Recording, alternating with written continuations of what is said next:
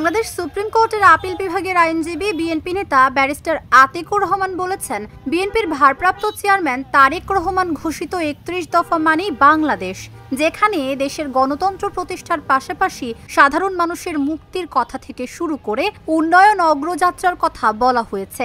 শুক্রবার সকালে কিশোরগঞ্জের হোসেনপুর মোটর শোভাযাত্রা ও ধানের শীষের পক্ষে গণসংযোগ ৩১ দফা লিফলেট বিতরণ শেষে তিনি কথা বলেন। তিনি আরো বলেন, ১৭ বছর পরে হলেও শেখ হাসিনার সরকার ছাত্র আন্দোলনের মুখে পালিয়ে যেতে বাধ্য হয়েছে। শেখ হাসিনা ক্ষমতায় থাকাকালীন পার্শ্ববর্তী রাষ্ট্রের আগ্রাসনের কারণে জাতীয় অস্তিত্ব হুমকির সম্মুখীন হয়েছিল।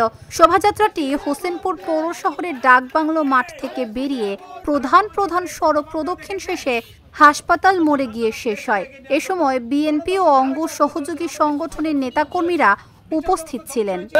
আল্লাহর অশেষ রহমতে আমাদের এই শত শত হাজার হাজার লক্ষ লক্ষ মানুষের এই আন্দোলন সংগ্রামের কারণে জীবন বিপন্ন হওয়ার কারণে কিন্তু আজকে আমরা একটা হাফ ছেড়ে বাঁচার মতো মানুষের বাংলাদেশে আমরা আছি। আমরা কিন্তু এখন নিঃশ্বাস নিতে পারি, বুক ভরে নিঃশ্বাস নিতে পারি।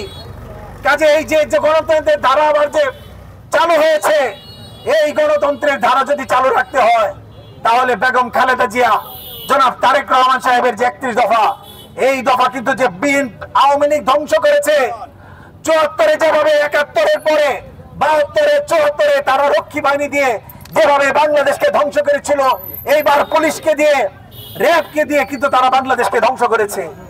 আবার কিন্তু ১৯৭৪ সালে যখন বাংলাদেশ এই অবস্থায় ছিল, তখন কারা এগিয়ে এসেছিল? আর্মি অফিসাররা এগিয়ে এসেছিল। এই দুর্ভিক্ষ বলেন, একদলীয় বাকশাল বলেন, সবকিছুতে রক্ষা করেছিল। যাই হোক, এবং শহীদ প্রেসিডেন্ট জিয়াউর রহমান বহুদলীয় গণতন্ত্র প্রতিষ্ঠা করেছেন। উনি কখনো নিজের র্যাঙ্কের দিকে তাকায়নি।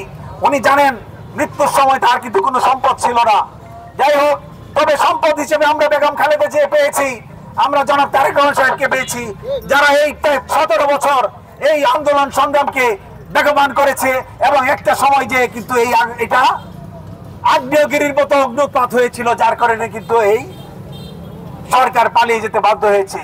এই ৩১ দফা, এই যে সিস্টেম নষ্ট করেছে এই আওয়ামী ফ্যাসিস্ট সরকার, সেই সিস্টেমকে, সেই গণতান্ত্রিক প্রতিষ্ঠানগুলোকে আবার প্রতিষ্ঠিত করতে হলে আমাদেরকে আবার বেগম খালেদা জিয়া, জাতীয়তাবাদী বাংলাদেশী এবং তারেক রহমানের হাতকে শক্তিশালী করতে হবে। এই